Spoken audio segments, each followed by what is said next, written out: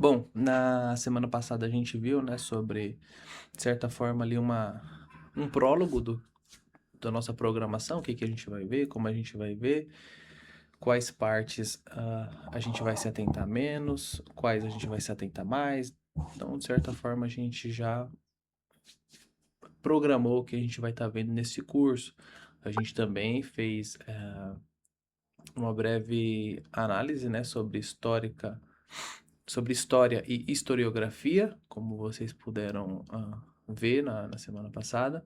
Eu, inclusive, mandei para vocês um texto, né, composto pelo Thomas Juliano, onde ele vai falar sobre história e historiografia. Ele, de certa forma, vai ser bem mais denso do que a gente tratou, mas é bem interessante a forma como ele analisa, né, os dois conceitos e como ele posta tudo isso para a gente entender, tá?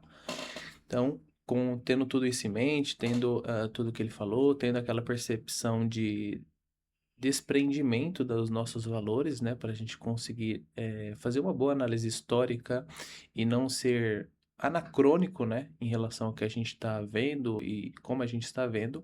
Hoje a gente vai adentrar a França de 1700 e também já conhecer um pouquinho do Luís XIV, tá? Entender também um pouquinho ali, talvez o que que ele enxergava, como ele enxergava, e entender a dinâmica europeia, tá? Muito importante entender a dinâmica europeia para a gente também entender a França de 1700. Então, a gente hoje começa, né? De certa forma, deixa eu só passar aqui. Um segundo. Aí. De certa forma, a gente vai começar ali com a Europa em 1700, tá? É muito importante a gente entender essa Europa, como que tá, como que ela se organiza. Diferente de como a gente vê a Europa hoje, tá? Então, os estados, eles funcionavam diferentemente. Em sua grande maioria, a gente vai ver impérios, né? Impérios ali com reis e monarcas, quase nenhum. Não existia esse conceito ainda de república, estava bem no começo, então quase nenhum país ou estado ele, ele era de fato uma república, todos eram monarquia em geral, tá?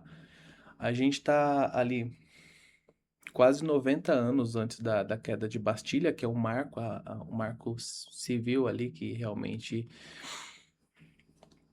nos fala sobre a Revolução, né? Que realmente acontece a Revolução, que é a queda da Bastilha, e de certa forma todos os reis, todos os reinados estão ali tranquilamente em seus postos, tá?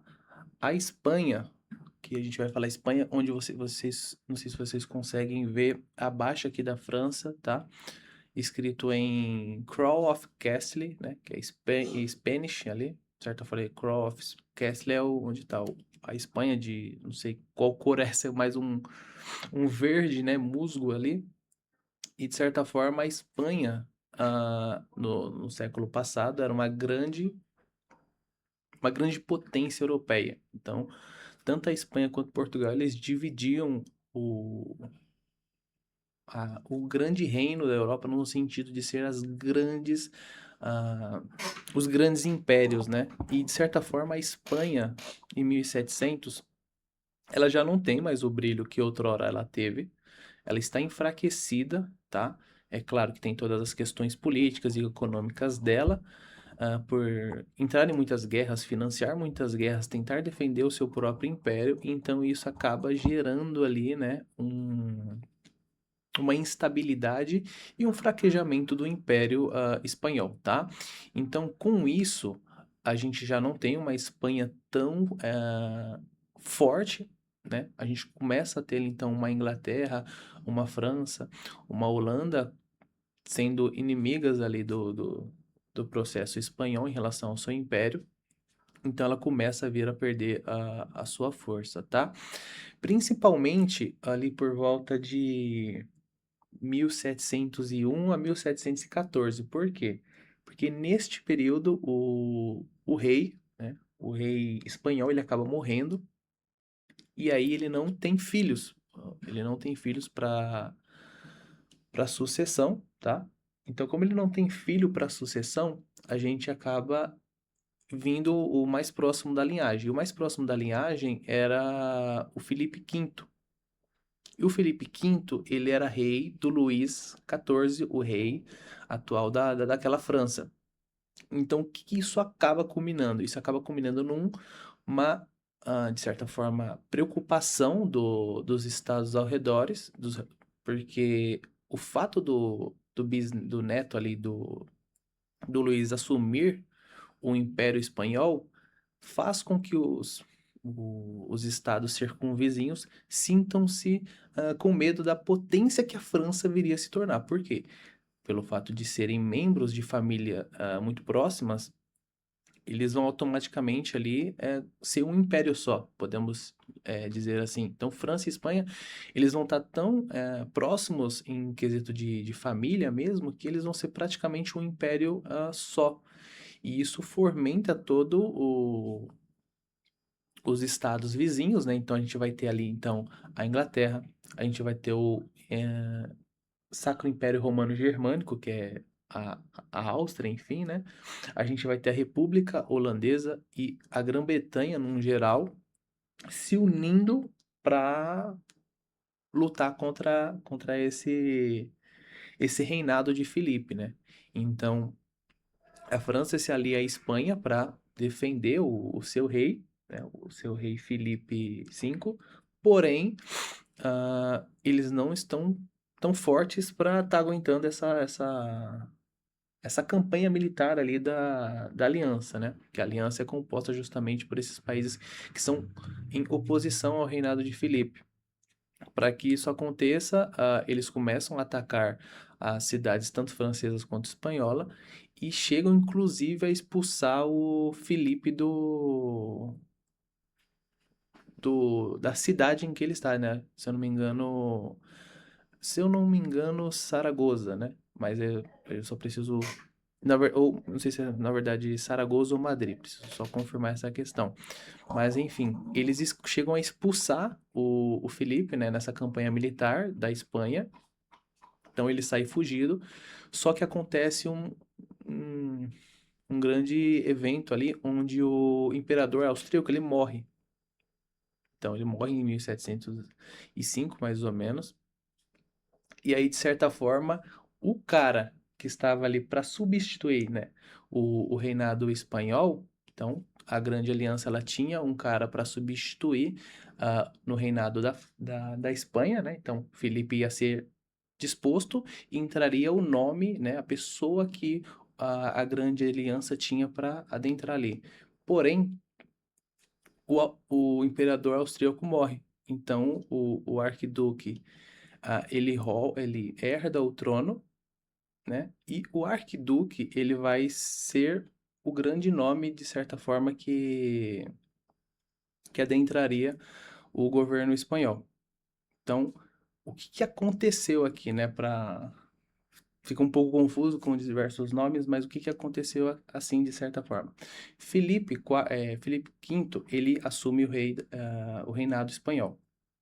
A Grande Aliança, ela não quer ele porque isso vai dar um poder demasiado para a França. Então, eles nomeiam ali, de certa forma, o, a- o jovem José I pro trono. E aí, nisso, com a morte do imperador José I, o arquiduque Carlos, ele adentra o trono da Áustria. E aí o que acontece? Se o Carlos ele pega o trono da Espanha, aí quem fica muito forte passa a ser o Império Romano, Império Sacro Romano Germânico. Então, tipo, o que acontece é o oposto. Então aí todo mundo, aí vira uma bagunça tremenda. Por quê? A gente vai tirar o Felipe V porque a França vai ficar muito forte. Mas no meio do processo, no meio da guerra, o imperador José I ele morre. E aí assume o seu filho. Só que com isso, o Carlos ele era o cara que ia substituir lá o Felipe no reino dos espanhóis. Então isso faria com que Império, né, Sacro Império Romano Germânico, ficasse muito forte. Aí, de certa forma, o que que eles veem para acabar com essa guerra?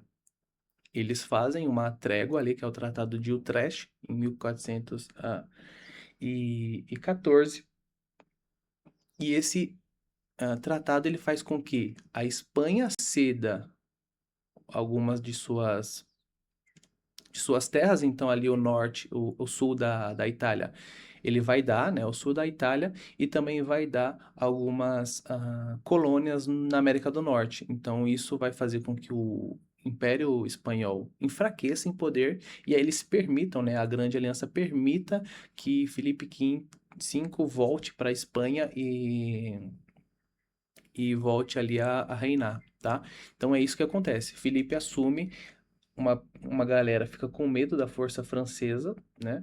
Em relação a isso, então eles criam uma aliança para tirar esse cara do poder. Ao tirar esse cara do poder, o arquiduque Carlos, que ele era o cara que ia substituí-lo lá, ele acaba não podendo substituir porque o seu imperador, né, o imperador austríaco José I morre. Então, assim, o Carlos, ele vai lá assumir o trono, e aí quem fica com medo agora é a Grande Aliança de fomentar um império gigante por parte do Sacro Império Romano Germânico. Então, as cartas mudam, né, de lado. Então, tipo, opa, calma aí, se a gente deixar o Carlos assumir o trono da Espanha, ele vai ficar muito forte. Então, vamos fazer um tratado aqui onde a gente faz com que a Espanha ceda alguns territórios para nós. E aí, a partir disso, a gente consegue deixar o Felipe lá. Que aí a França e a Espanha não vai ficar tão gigante, tá? Então, essa é a grande dinâmica que acontece ali, essa grande guerra de 1701 e 1714, tá? O que eles queriam é que cada país tivesse um rei. Eles não queriam que um único rei tivesse dois ou mais países, né? Pra Isso, não porque quebrar a hierarquia de poder, digamos isso, assim. sim, porque Porque em um acontece. caso o cara ia ficar sendo rei da França e da Espanha, e aí no outro, por conta do Carlos ter assumido o outro trono, ele ia ficar sendo rei da Espanha e de outro país. Então, de Isso, qualquer jeito, não ia ser bom pra eles, né? isso. Então, tipo assim, acabou que a grande aliança, pô, que isso, que aconteceu aqui? Então, vamos se ajustar e fazer um tratado onde todos Sim. consigam. A grande diferença é que na França já tinha um rei e na Espanha ia assumir o neto desse rei francês. Então, de certa forma, Uhum. eles iam ficar muito próximos e aí, de certa forma, a diplomacia entre eles poderia, né, no Favorecer. caso, favorecer a eles. E aí, nesse embate, tanto Portugal quanto Sábia, né, que é um país, eles entram a favor da França e da Espanha, porém, conforme o combate vai acontecendo, eles viram de lado que isso acontece muito, tá? Então, esse ali é a dinâmica de 1700 na Europa, o que estava acontecendo em relação a isso. A Inglaterra, né, ali no Reino Unido, de certa forma, mas prioritariamente na Inglaterra, que vai ser o principal problema ali francês durante o século XVIII, foi que eles passaram ali em 1689 por uma revolução, tá? E essa revolução, de certa forma, ela quis e fez ah, uma mudança política nas regras do Estado. Por quê? Antes o rei era absoluto e o rei tinha o poder de decisão completo. Então, o que que eles fizeram? Após uma revolução, eles conseguiram mudar e adicionar um parlamento. Então, tanto o rei quanto o parlamento, eles de certa forma teriam a mesma força ali, o mesmo voto em como esse país ele se daria, né? O que, que ele fazia, para onde que ele ia, quais seriam os objetivos. Não mais seria um rei absolutista, mas um rei ali que geria seu país junto com o parlamento, tá bom? Inclusive, o Reino Unido, a Grã-Bretanha no geral, ele foi o maior beneficiador da guerra. Por quê? Com ah, os espanhóis fazendo ali o tratado, eles acabaram anexando Gibraltar e a ilha de Monarca, que são algumas posições navais estratégicas da Espanha. Então, o que que eles fazem? É o seguinte, cara, para tudo dá certo pro Felipe voltar pro trono, a gente vai anexar aqui Gibraltar e vai anexar Minorca, porque isso vai, de certa forma, enfraquecer o império naval dos espanhóis. Isso vai nos favorecer, né? Inclusive, eles também começam a tomar eles tomam, né, algumas colônias francesas no Canadá e eles ganham ali um direito exclusivo para fornecer escravizados para as colônias espanholas.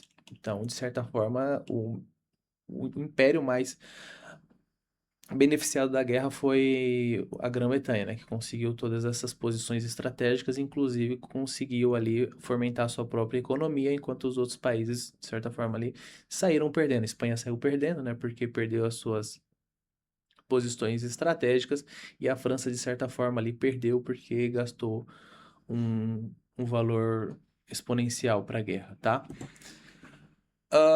Nessa época, a gente também vai ter ali outras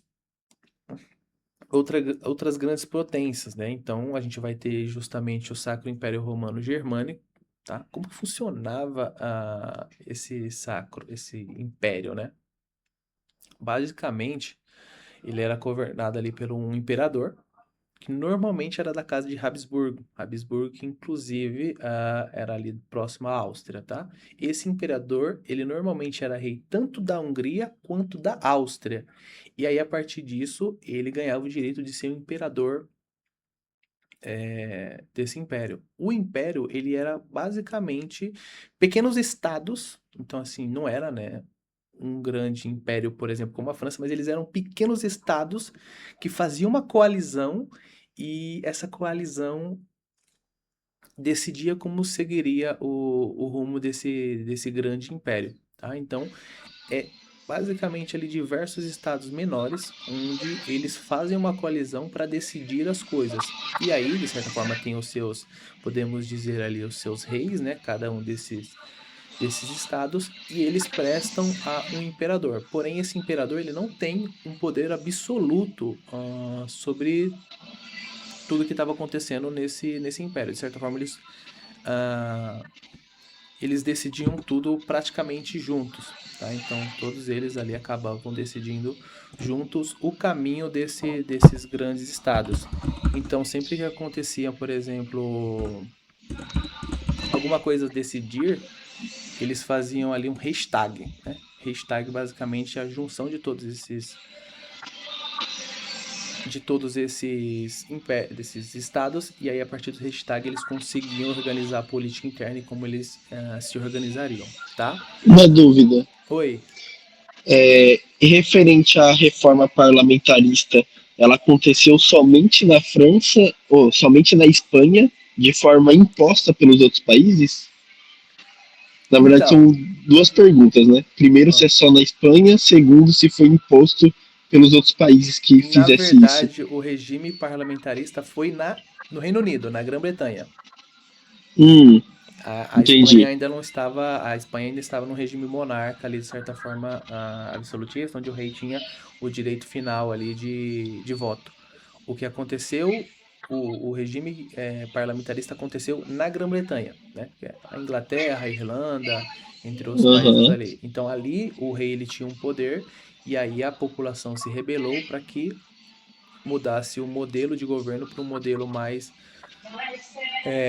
igualitário. E aí eles acabam encaixando ali o regime parlamentarista, que inclusive é o regime que a gente tem hoje na Inglaterra, né? Claro que tem algumas diferenças, mas é semelhante.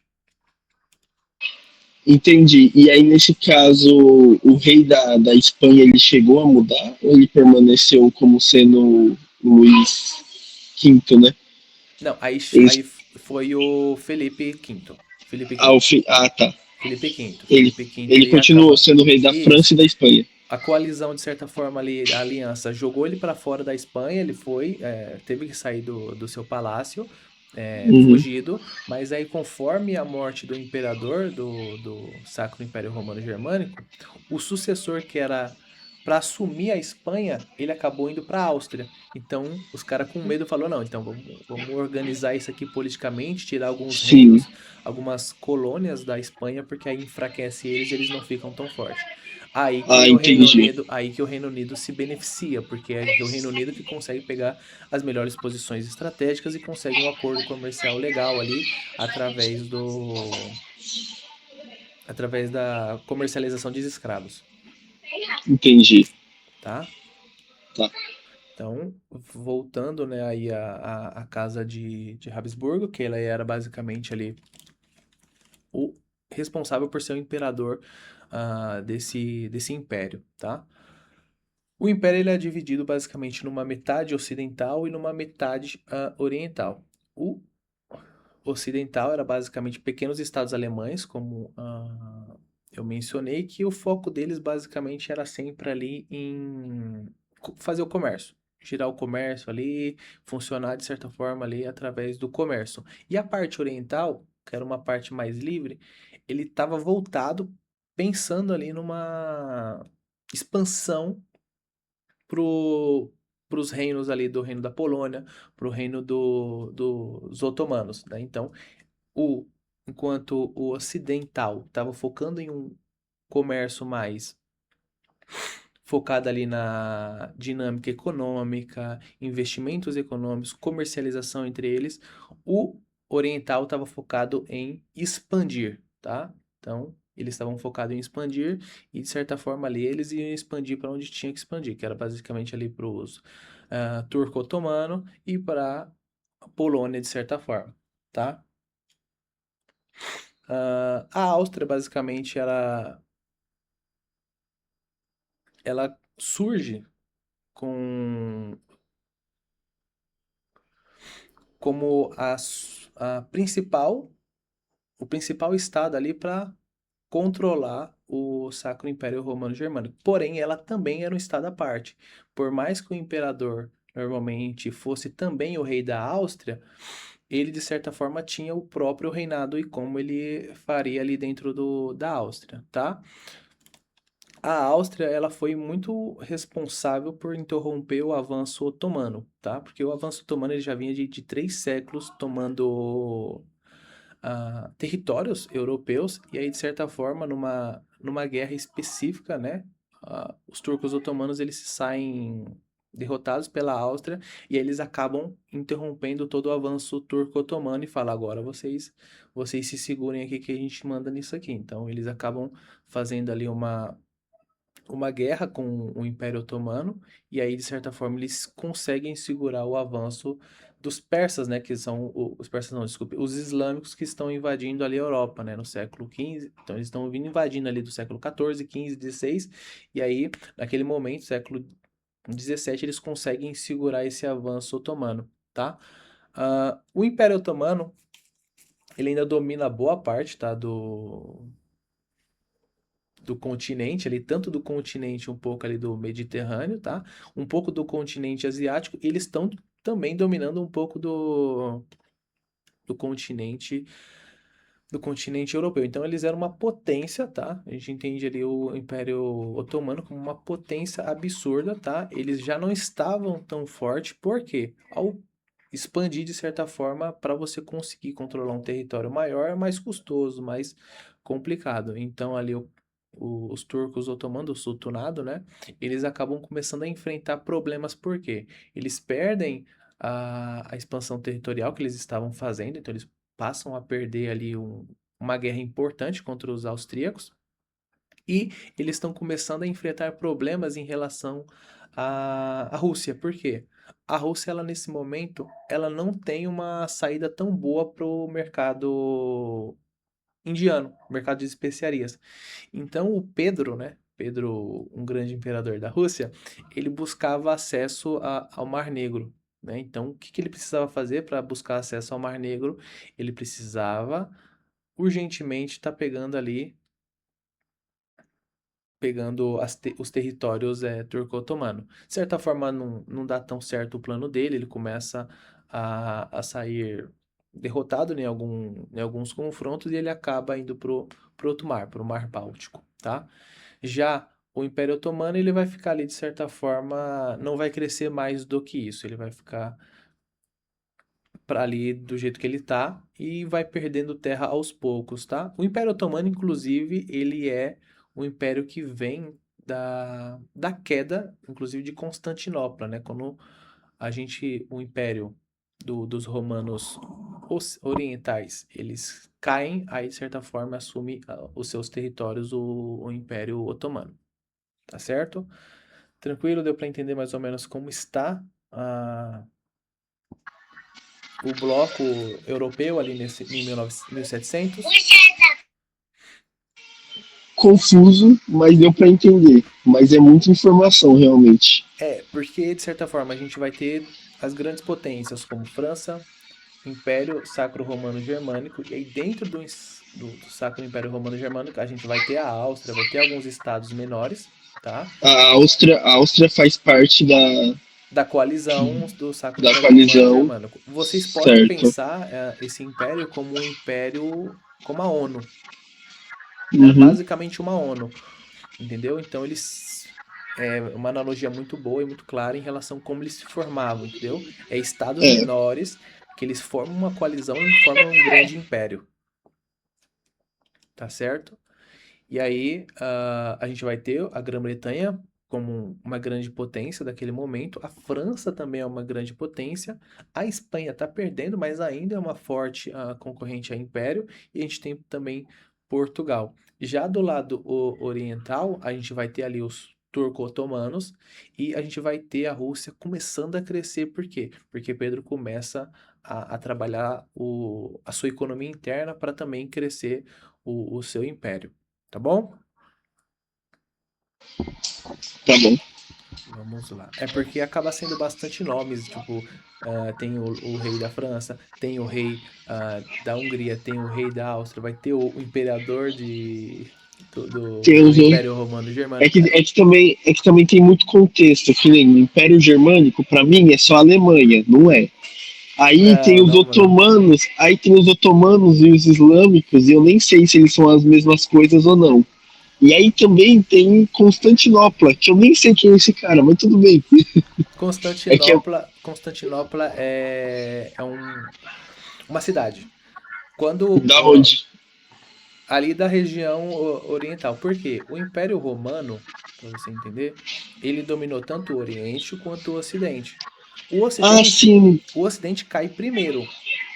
O Aham. Oriente, ele vem cair depois, lá para o século, eu não lembro agora, mas lá para o século 10, 11, que é quando ah, o, os resquícios do Império Romano caem e aí os turcos otomanos, eles acabam assumindo os territórios. Sim. E aí eles É, são islâmicos. agora que você falou, eu lembrei vagamente de um vídeo que eu tinha visto que ele fala que, se eu não me engano, Constantinopla era a cidade que unia o Oriente com o Ocidente, né? Isso, Era a isso. cidade onde se misturava as culturas, digamos assim. Sim, sim, sim. Então lá Mas ela era tem. tipo uma cidade-estado ou ela pertencia a algum país? Ela era do Império Romano, Ah, sim. entendeu? Ela era do Império Romano Oriental. Com a queda do Império Entendi. Romano Oriental, que inclusive é pelos turcos, eles acabam assumindo o controle do seu território. E por que que esse território é tão importante e faz dos otomanos tão forte? É o caminho das especiarias que vem da China e da Índia. É onde liga o continente europeu do continente chinês e o continente Uhum. do Mediterrâneo ali, né? Então, de certa forma, é um polo onde está passando todo momento especiarias. Inclusive, é um dos motivos que fazem a Europa, no geral, principalmente ali a Espanha e Portugal, começarem as suas campanhas de grandes navegações. Porque a ideia era sair desse controle dos turcos otomanos, dos islâmicos, né? Porque de certa forma é os islâmicos que controlam esse território. Então, sair desse local e encontrarem um meio de navegar até as Índias, né? Para que consiga engrandecer ali a sua economia. Tá bom? Vamos para o próximo. Então, aqui, mais um pouquinho ali do mundo, né? Então, a gente vai ter ali tudo que está, de certa forma, quase rosa, é da Espanha, tá? Então, o que que acontece aqui? Lembra que a França dominava ali o Canadá? Com a guerra, Algumas partes ali até em vermelho, que inclusive hoje se transformou nos Estados Unidos, era da Grã-Bretanha. A França dominava ali um pouquinho do Canadá.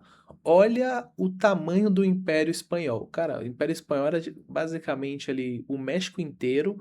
A gente vai ter ali toda a costa leste da América Sul, América do Sul praticamente sendo da,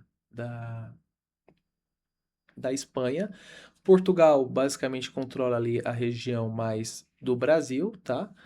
Na África, a gente tem de certa forma uma bagunça, então cada país controla um pouquinho ali da África, tá? E se a gente consegue ver ali na Guiana, a gente tem um pouquinho da França e um pouquinho do Império Otomano ali na França, tá? Otomano não, desculpa, do Império Holandês. Então, de certa forma, cada país tinha um pouco de colônia, né? Principalmente a Espanha mantendo ali talvez o maior, o maior número de territórios, tá? Então é por isso que era tão preocupante, inclusive o reino francês se aliar tão fortemente diplomaticamente ali através do seu neto, que era o Felipe V, tá? É assim mais ou menos que está organizado o globo em 1700, tá? Então a gente vai ter ali uma França forte, a gente vai ter uma Espanha, claro, perdendo o seu poder, mas ainda grande. A gente tem Portugal controlando ali, de certa forma, algumas partes, e tem a Inglaterra e a França também muito forte.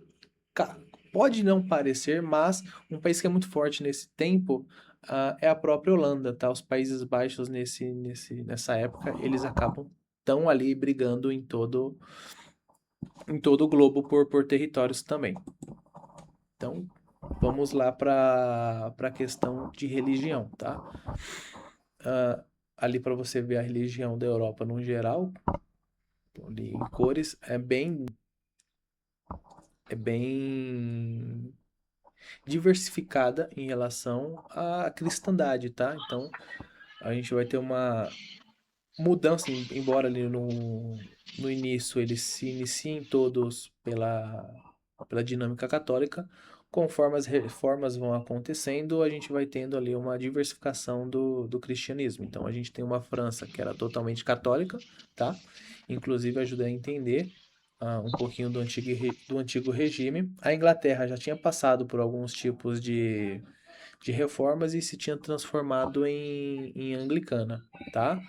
Já o norte da Europa era mais protestante, né? Então ali a Suécia, a Dinamarca, grande parte dos estados alemães aparecem como luteranos e isso é causa ali de Lutero, né? Conforme Lutero foi brigando ali com a Igreja Católica, a religião também se diversifica na Europa no geral, tá?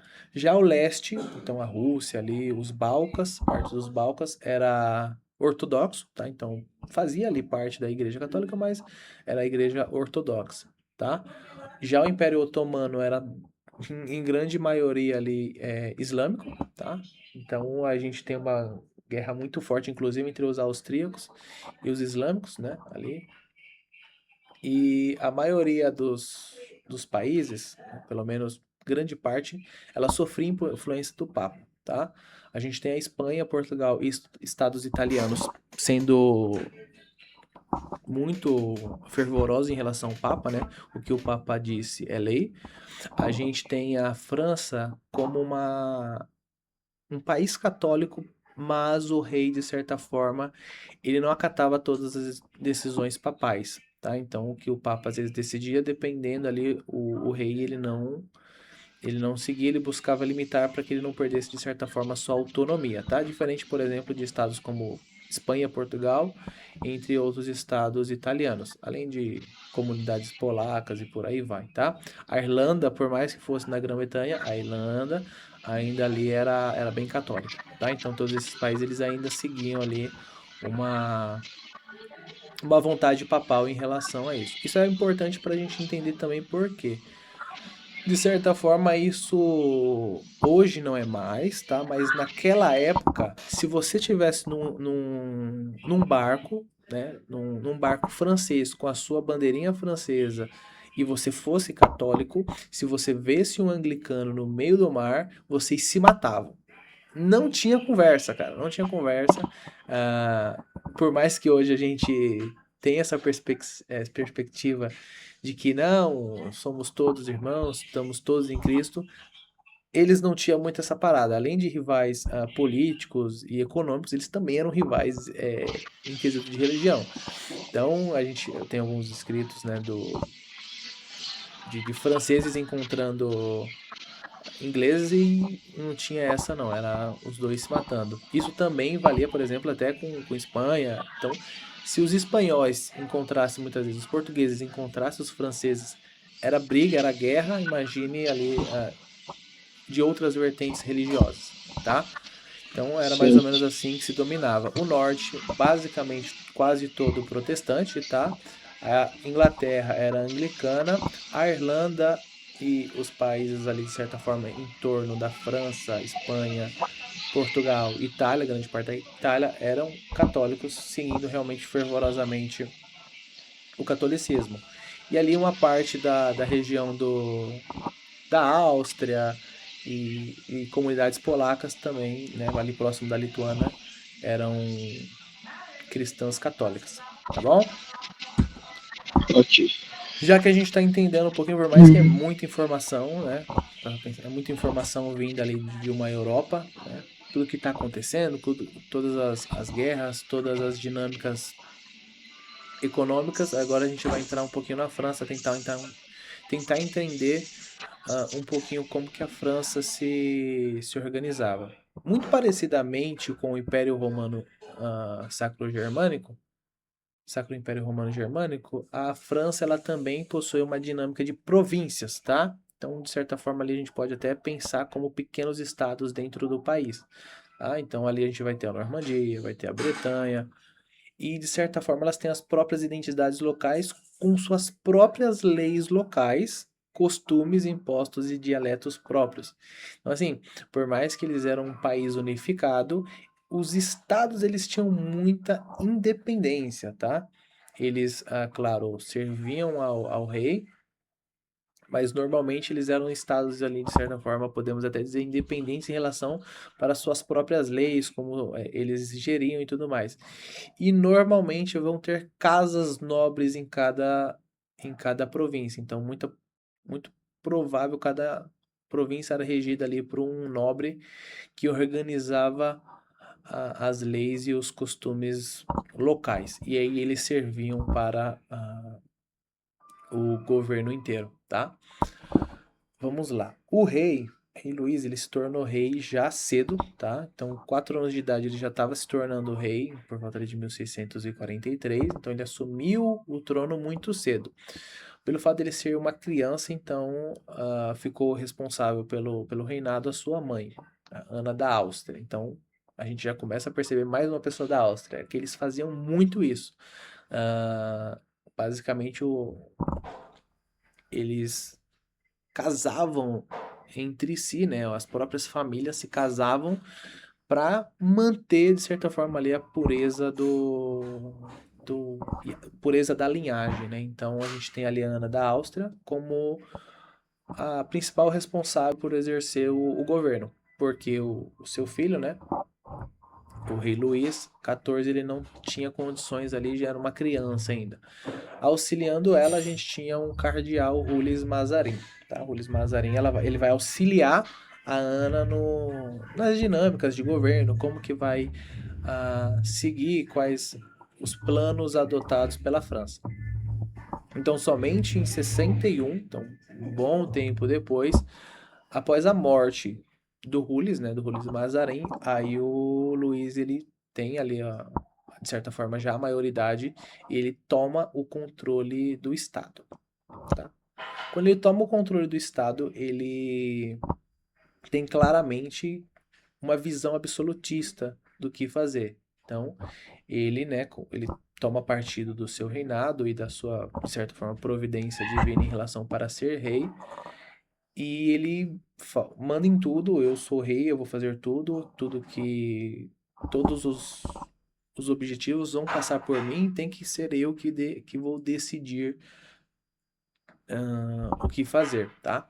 Quando ele estava na infância, ele percebia muito o jogo político em relação aos nobres, tá? Então, muitos nobres ali, inclusive, tentaram caçar ele num sentido ali político da coisa, tá? Para ele não assumir o trono. Então, ele já tinha uma certa malícia em relação aos nobres. Então, para domar os nobres, ele cria o Palácio de Versalhes. O Palácio de Versalhes, ele é basicamente podemos dizer, uma um pequeno distrito federal, tá? Lembra bastante, porque ele sai de Paris, que inclusive era onde ficava a corte, era onde ficava as questões políticas, ele tira de Paris e joga para Versalhes em 1682, tá? Por que ele faz isso? Como ele já tinha um pouquinho de medo dos nobres, né, em relação aos nobres irem contra o reinado dele, que era muito comum, isso acontecia bastante nos reinados europeus, né, daquelas brigas internas ali familiares para assumir o trono. Então, para evitar qualquer tipo de atentado contra o seu reinado, ele cria Versalhes, ele manda fazer, né, o palácio, para quê? Para trazer todos os nobres de toda a França, de certa forma, para morar próximo dele, porque aí ele consegue ter eles na palma da mão, eles conseguem olhar, ele consegue olhar o que cada um está fazendo, o que cada nobre está fazendo, tá? Ele também sai da França por quê? Da França não, de Paris por quê? Paris é um centro econômico gritante, onde está acontecendo todas as coisas na França. Então, para não perder o controle e não fomentar uma revolta burguesa, ele sai, vai para o Palácio de Versalhes junto com a nobreza para comprá-los, né? Então, de certa forma, comprá-los de diversas formas, com uma vida luxuosa e por aí vai. Tá gravando aqui, tá? E aí, o que ele faz, né? Ele faz justamente isso. Cria um palácio onde ele vai trazer toda a nobreza francesa para ele conseguir controlá-los e eles não fomentarem, junto com os burgueses, uma revolta, tá? A mentalidade do rei Luís XIV era que ela zero conversa com os protestantes, então ele forçava mesmo os protestantes ao catolicismo, tá?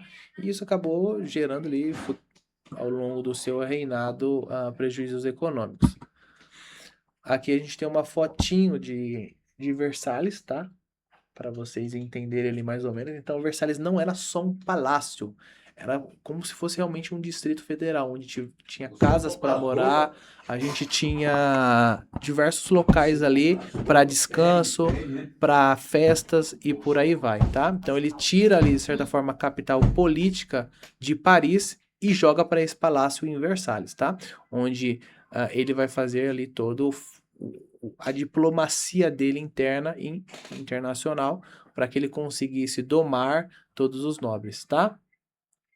E, inclusive, isso facilitava fugir de rebeliões, porque se tivesse rebeliões em Paris, era muito mais fácil da população chegar até ele do que se ele tivesse em Versalhes. Então, ele muda toda essa questão política para Versalhes como uma estratégia de prevenção de danos, tá? Mas Paris continua sendo a capital econômica e cultural. Por mais que ele faz toda essa movimentação, Paris ainda era o grande centro da França em quesitos de finanças, filosofia, onde tinha a maior densidade populacional do país, ainda continuava sendo a grande cidade francesa, tá?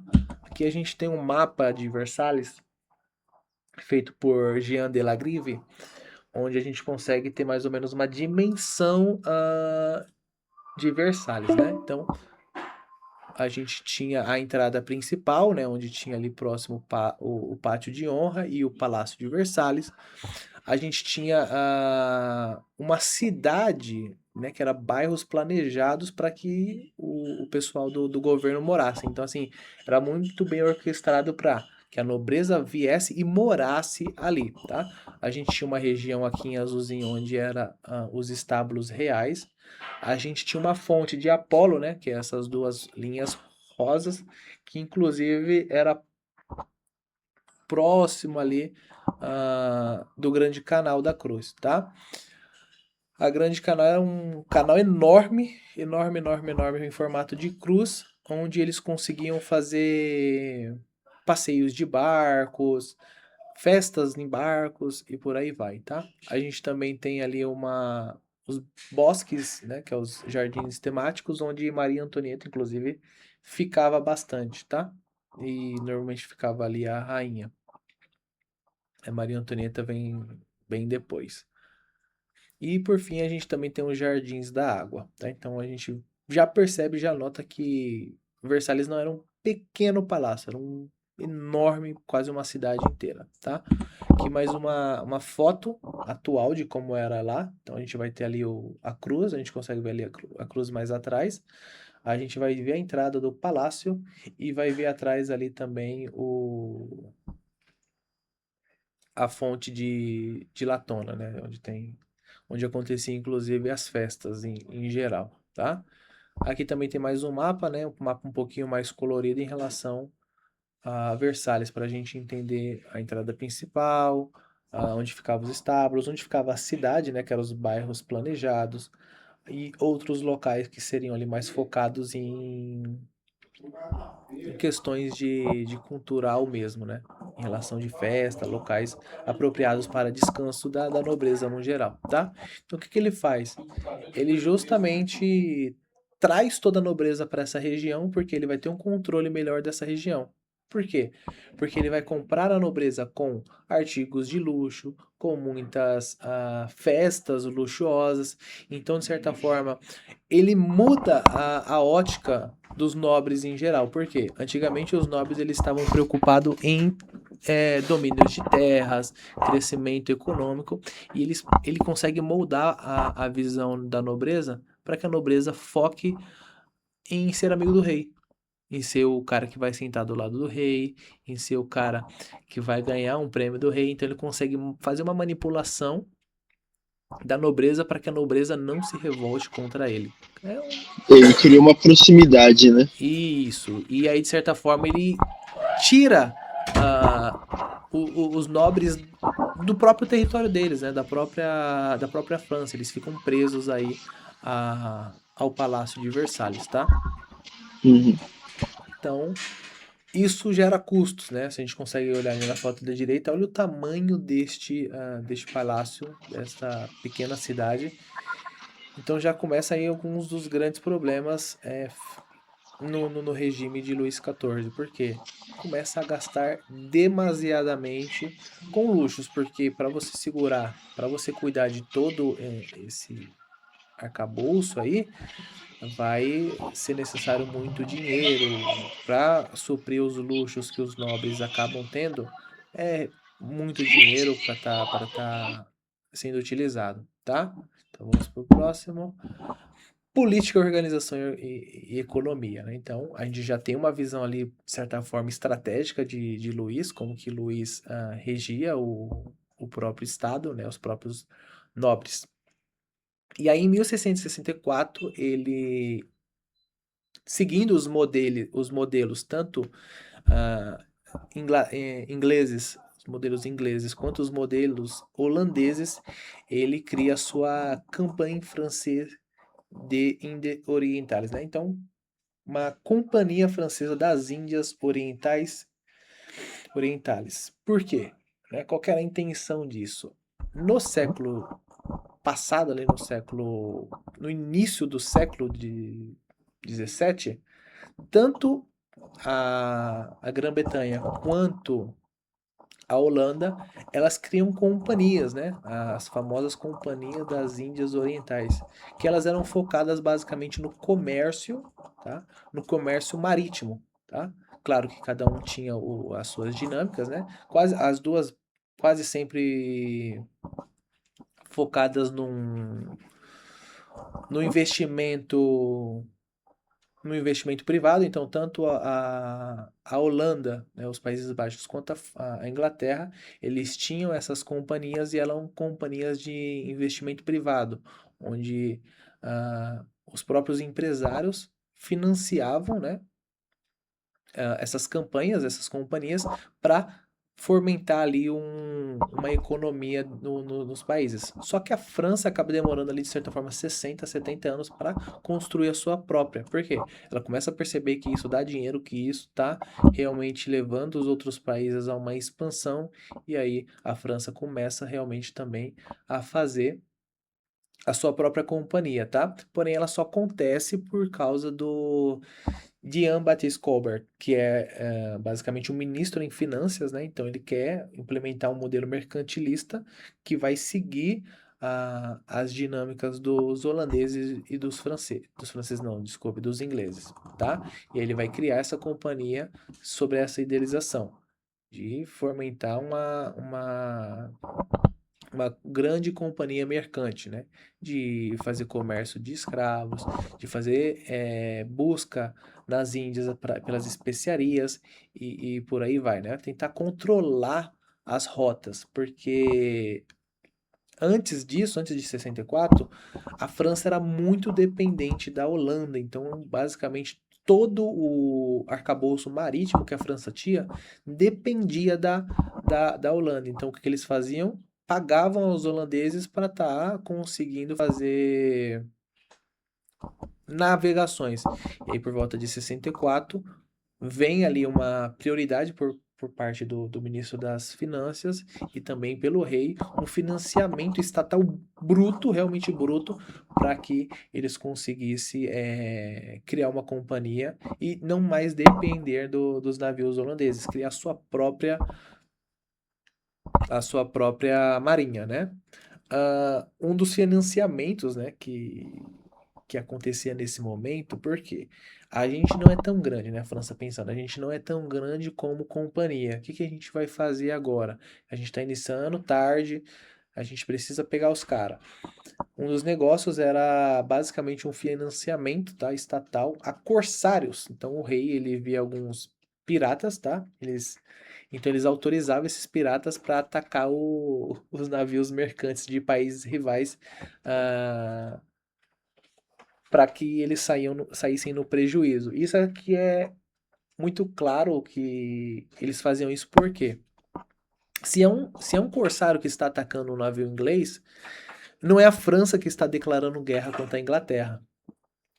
Então a sacada é o quê? Eu pago um corsário, eu pago um pirata para estar atrapalhando a vida dos navios ingleses, dos navios, de certa forma, holandeses, portugueses, espanhóis. Por quê? Porque através disso eu consigo atrapalhá-los sem declarar guerra abertamente, né? Porque eles podem facilmente falar, não tenho nada a ver com esse pirata. Então é uma de suas estratégias ali para, inclusive, compensar a sua demora, né, nesse comércio marítimo. Uma dinâmica que também que acontecia nessa economia, nesse modelo mercantilista francês, as colônias eram forçadas a vender diretamente para a coroa, tá? Então, elas eram obrigadas, primeiramente, a fabricar, né, os artigos de luxo e vender só para a França. Eles não podiam vender para nenhum outro local. Então, o que aconteceria com isso? Eles vendiam essa matéria-prima, tá? Para a França. Na França, eles conseguiam fazer ali uma melhora nesse artigo, eles faziam a refinação desses artigos de luxo e a partir disso eles vendiam esse esse artigo de luxo para outros países. Por que que eles vendiam para outros países? Porque a visão de Colbert é trazer o dinheiro das outras nobrezas para a França. Então, o que ele faz? Ele primeiro vai para suas colônias, fala: ó, vocês não vão vender para ninguém essas especiarias e vocês não vão refinar. Vocês vendem diretamente para nós e nós compramos diretamente de vocês. Chegando na França, a gente vai fazer o processo de refinação dessa manufatura e aí vender para outros países para que a gente consiga trazer o ouro deles para nós, né? Antes a movimentação de dinheiro era através do ouro, né? Então todas as moedas eram lastreadas em ouro. Então a ideia de Colbert é justamente trazer esse ouro para dentro da França e aí a partir disso engrandecer a economia francesa, tá? Então com isso ele é muito forte protecionista do mercado interno. Então ele foca também em aumentar os impostos para a mercadoria estrangeira. Por quê? Porque é justamente com o que ele acredita que faz um Estado forte. Colbert ele vai acreditar que o Estado só é forte se ele tiver recursos e metais preciosos em abundância, ou seja, a influência de um Estado ele só é grande se são proporcionais aos seus recursos. Então, toda a política econômica de Colbert, né, que é conhecida como colbertismo, é um mercantilismo naval, né, exploratório, onde ele vai até as colônias, pede para as colônias trazer as refinarias não, desculpa, as mercadorias, eles refinam na França, fazem todo um aparato industrial e aí a partir disso ele vai vender esses artigos de luxo para outras nobrezas, trazendo o dinheiro para dentro, né? Fomentando o mercado interno. E para que isso aconteça, ele vai fazer o quê? Um forte investimento ah, em questões navais, em portos. Ele vai fazer uma cidade só para portuária. Por quê? A França não tinha nada disso. A França dependia totalmente da Holanda. Então, nesse período ali de 1664 em diante, a França ela vai começar a voltar e expandir os seus olhos para os mares, né? Para buscar o...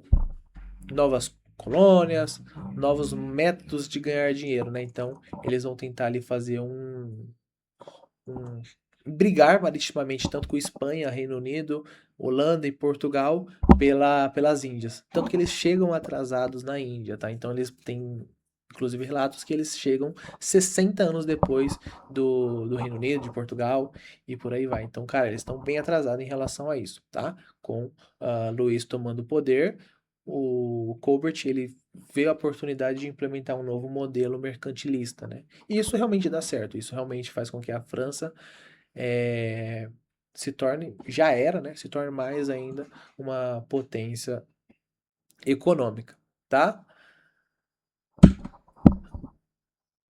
Como era regido Pode Bibi, falar, pode falar. só tá com mais 2 minutos. Eu vou terminar e já mando para vocês, tá? Beleza. Tá. Vamos lá. A política, organização e economia, né, dos estados no geral. Então, a gente tinha, de certa forma, ali as províncias, né, mas a população se dividia em três estados, né? A gente tinha o primeiro estado, que era composto pelo clero, tá, de 2 a 6, de 0,5 a 2% da população europeia. A gente tinha o segundo estado, que era composto pela nobreza, de 1,5 a 2%, e o terceiro estado, que era de 96 a 98%, composto pelos burgueses, artesãos, camponeses e trabalhadores urbanos, tá? É importante salientar que, dentro desses terceiros estados, a gente tem muita gente rica também, tá?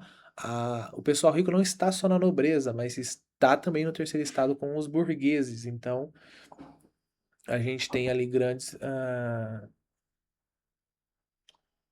ricos, grandes empreendedores, além dos camponeses e artesãos, tá?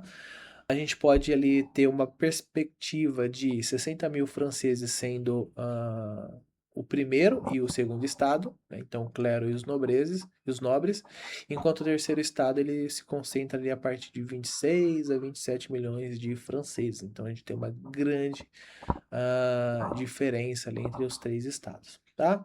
Como funcionavam os impostos no reino francês? A gente tinha o imposto taille, né, que era o principal imposto, que ele era basicamente direto sobre a terra e a produção agrícola que você fazia. Então, normalmente era paga pelos camponeses e alguns proprietários e uma parte da burguesia, tá? Então, tudo que você ali, de certa forma, produzia era pagado de imposto ao governo geral do rei.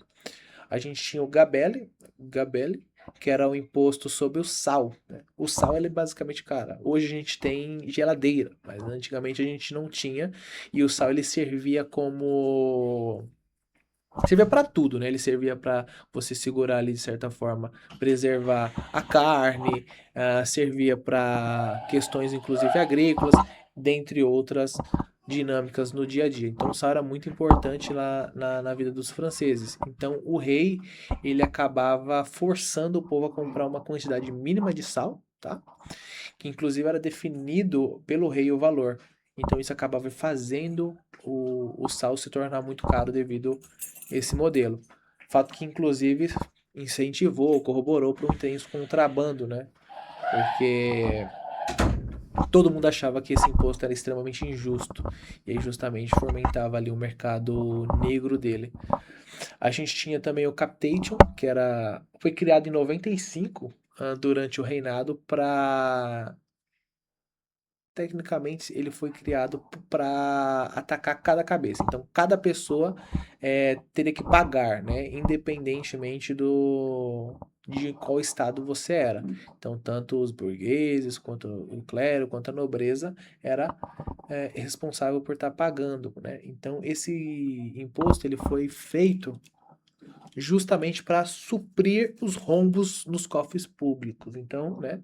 O reino ele estava de certa forma endividado, não tinha como pagar, eles criam esse imposto para todo mundo pagar, porém a gente sabe que muitos conseguiam burlar, então alguns nobres burlavam ou pagavam algum tipo de coisa para se tornarem isentos, tá? Aí já começa, de certa forma, algumas injustiças. A gente tem o Diexme,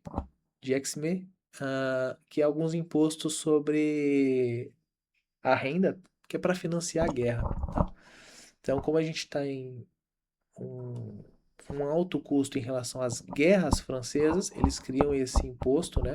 Cerca de 10% sobre o rendimento total do que você tem. Então, tudo que você tem, de certa forma, ali cai sobre esse imposto para estar financiando as guerras.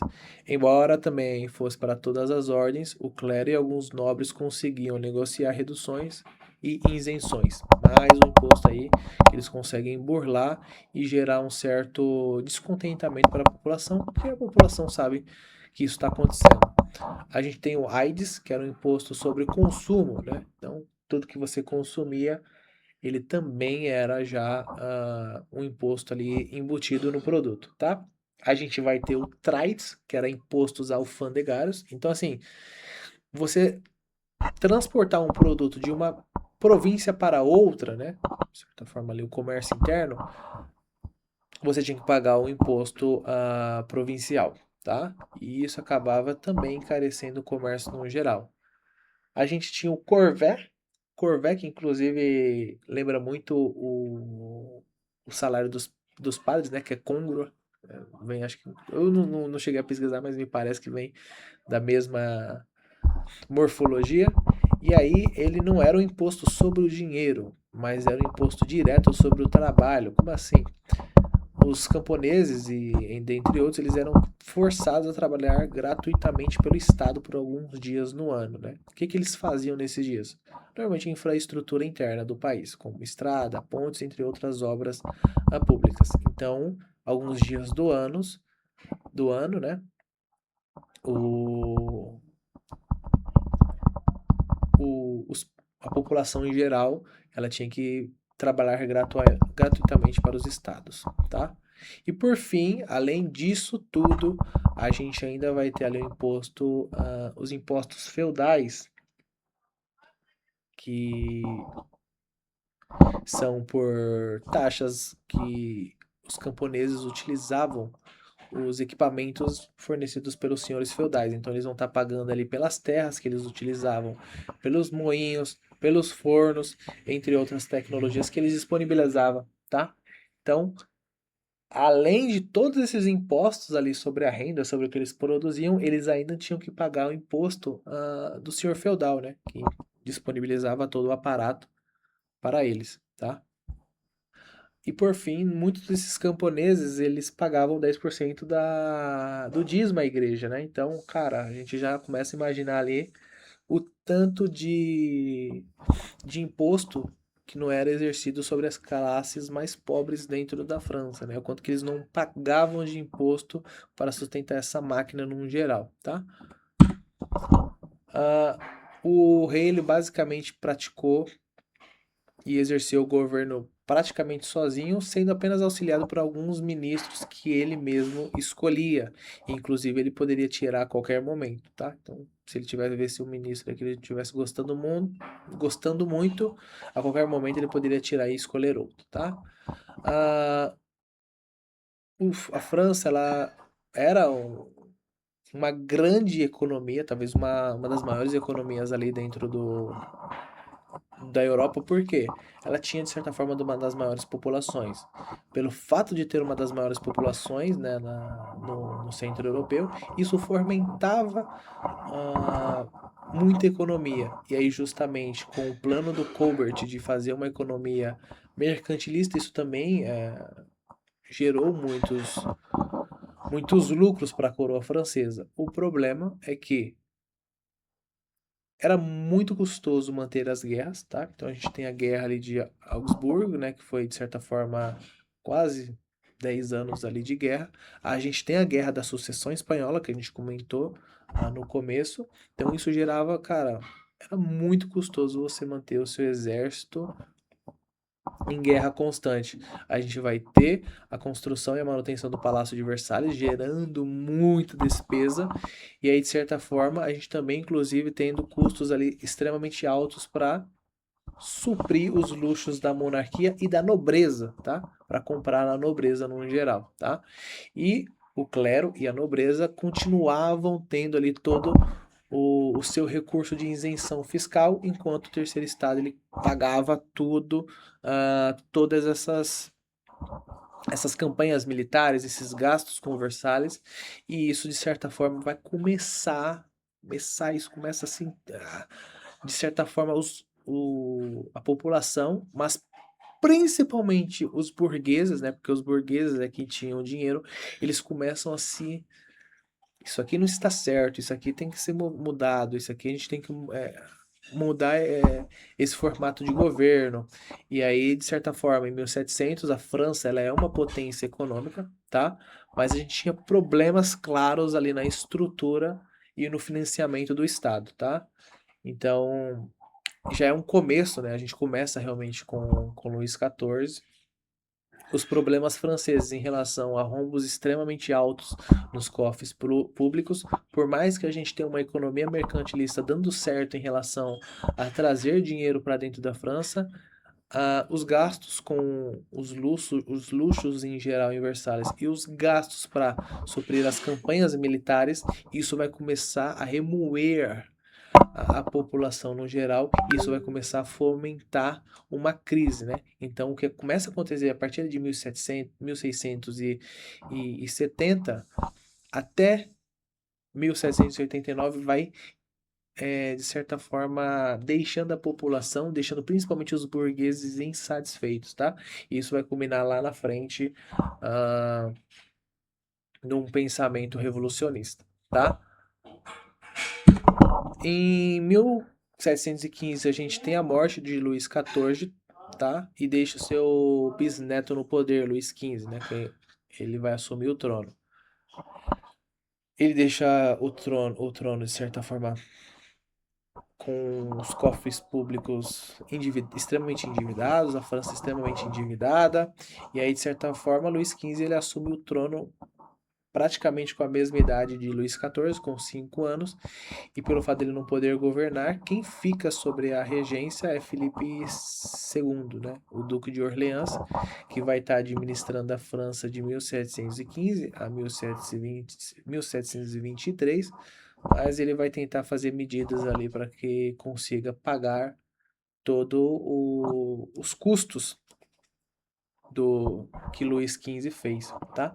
Inclusive, ele vai sair novamente ali do Palácio de Versalhes e vai voltar para Paris, tá? Então ele sai novamente quando o Duque ele assume o governo, ele tira a capital política de Versalhes e ele volta para Paris, tá? E aí em 1723, Luís XV é declarado realmente ele maior de idade e passa a governar efetivamente, tá? O seu governo ele durou até 1774, sendo um dos mais longos do Império Francês. E durante esse período a gente começa a ter outras guerras, ao qual a França não se sai tão bem quanto as guerras, por exemplo, de Augsburgo e a Sucessão Espanhola. E isso acaba gerando um descontentamento maior pela parte dos burgueses, por parte da população, porque uma coisa é você estar endividado, mas ganhando as guerras. Outra é você estar endividado e perdendo as guerras, né? Isso, de certa forma, é, vai destruindo ali vai destruindo o seu povo, né? A perspectiva que o seu povo tem do governo, né? Então vai criando ali, de certa forma, as rachaduras ali no governo no geral, tá? Com isso, durante o reinado de Luís XV, aí começa realmente a revolução, aí começa realmente o período iluminista, porque a gente vem de um regime do Luís XIV problemático em relação à economia, né, em relação aos luxos que a nobreza tem e as injustiças em relação ao sistema de impostos. E aí, durante esse período ali, começa então 1715, 1716, um pouco antes também, a gente já tem alguns pensadores, mas fortemente começa ali durante o reinado de Luís XV os pensamentos iluministas, né? Então a gente entra ali agora na próxima aula com Montesquieu, Voltaire, Rousseau, Diderot e ver como que eles criticam os absolutismos ali, o despotismo dos reis, os privilégios da nobreza, a intolerância religiosa que ainda tinha, inclusive assim, você não era protestante, você tinha que ser católico, tinha caças aos judeus, então a intolerância religiosa, a concentração na mão do rei, né? A concentração do poder na mão do rei. E aí, a partir disso, a gente vai entender realmente como que essas ideias circulavam entre os intelectuais e os burgueses, né? E como parte da nobreza começa a se satisfazer com esses pensamentos e começam a seguir esses ideais, tá? Essas filosofias criadas por esses caras, certo? Essa vai ser a próxima aula. Alguma dúvida? Beleza. Não, acho que por enquanto não. Acho que Da minha parte, o mais complicado realmente é entender realmente esse jogo político europeu, tá? Esse jogo político é europeu é realmente um pouquinho complicado, o mas contexto todo. a gente precisa para entender que a França está em guerra com esses outros países. A França ela está começando a ter problemas econômicos. A França ela começa a voltar a sua economia para uma economia mercantilista, né, de buscar esses artigos de luxo nas suas colônias para vender ah, para as outras nobrezas, né, de outros países, mas isso não supre os gastos com guerras e os gastos com, com os luxos da nobreza, né? E aí, de certa forma, os impostos, eles só atingem realmente o terceiro estado. E aí o terceiro estado ele é composto por uma galera que é intelectual, é uma galera que é, de certa forma, empresária. E é esses dois caras, eles vão começar a fomentar quem? Fomentar a nobreza sobre o despotismo do rei. E aí, de certa forma, quem vem junto? A população vem junto, porque esses caras eles vão começar a definir ali o pensamento revolucionário em 1720, 1725, por aí vai. E aí, lá em 1790, a gente vai começar realmente em 1789, a gente começa a ver o povo indo junto com esses caras. Né? O povo começa, de certa forma, sendo, não temos outro termo, uma massa de manobra por esses caras para que eles tirem o poder total do rei. Tranquilo? Tranquilo. Finalizamos então. Próxima aula provavelmente vai ser só daqui a 2 domingos, tá? Porque aí a gente segue junto com o cronograma que o Ítalo pode seguir. Tá bom. Dúvidas? Não? Lamentos? Então é isso. Até a próxima aula. Até, obrigado. Tchau, tchau. Tchau, tchau.